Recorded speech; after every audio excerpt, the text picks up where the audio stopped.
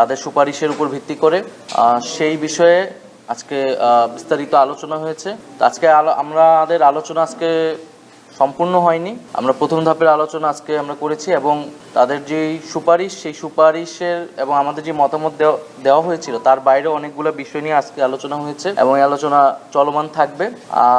মোটা দাগে আমরা জাতীয় নাগরিক পার্টি বলেছি যে আমরা রাষ্ট্রের মৌলিক সংস্কার, যে সংস্কারের মাধ্যমে ফ্যাসিবাদী ব্যবস্থার বিলোপ, স্বৈরতান্ত্রিক রাষ্ট্র কাঠামোর পরিবর্তন করে আমরা একটা গণতান্ত্রিক রাষ্ট্রে প্রবেশ করতে পারবো, এটা আমাদের মোটা দাগে উদ্দেশ্য।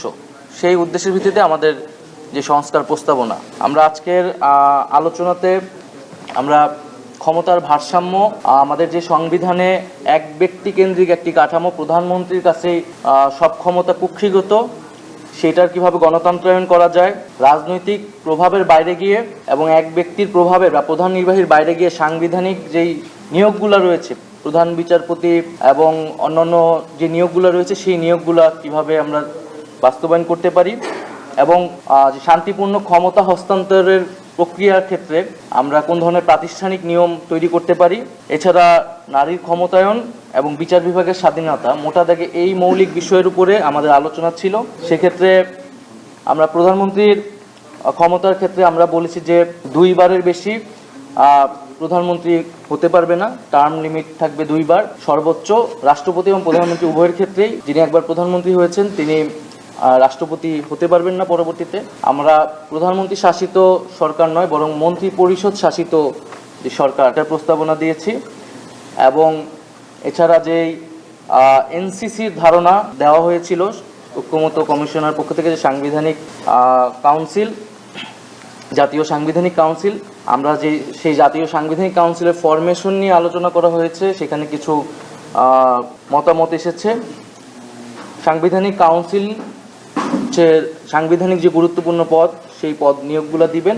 এবং আইনসভার ক্ষেত্রে আমরা দ্বিকক্ষ বিশিষ্ট আইনসভাকে সমর্থন করেছি এবং উচ্চকক্ষ হতে হবে ভোটের আনুপাতিক, আসনের আনুপাতিক নয়। এবং নির্বাচনের আগেই উচ্চকক্ষের প্রার্থীর ঘোষণা দিতে হবে রাজনৈতিক দলগুলোকে। আমরা 100 আসনে নারী প্রার্থী প্রত্যক্ষ ভোটে প্রতিযোগিতা করে সংসদে যাবে, এই প্রস্তাবকে নীতিগতভাবে সমর্থন করেছি। কিন্তু এটার পদ্ধতি কি হবে সেটার কয়েকটা প্রস্তাবনা এসেছে, সেটা এখনো আমরা চূড়ান্ত হয়নি, চলমান আছে সে আলোচনা।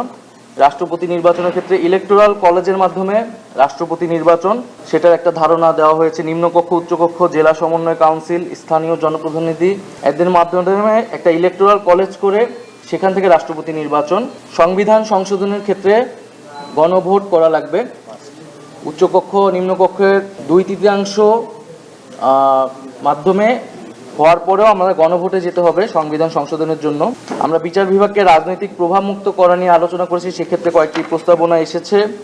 আলাদা সচিবালয় করা, বিচার বিভাগের জন্য আর্থিক স্বাধীনতা দেওয়া এবং বিভাগীয় বেঞ্চ তৈরি করা, জ্যেষ্ঠতার ভিত্তিতে সুপ্রিম জুডিশিয়াল কাউন্সিলের মাধ্যমে প্রধান বিচারপতি নিয়োগ করা এবং সেক্ষেত্রে উচ্চকক্ষের মতামত নেওয়া যায় কিনা সে বিষয়ে আমরা আলোচনা করেছি। যখনকার খবর তখনই দেখতে চোখ রাখুন সুন 24 টিভিতে। চ্যানেলটি সাবস্ক্রাইব করুন।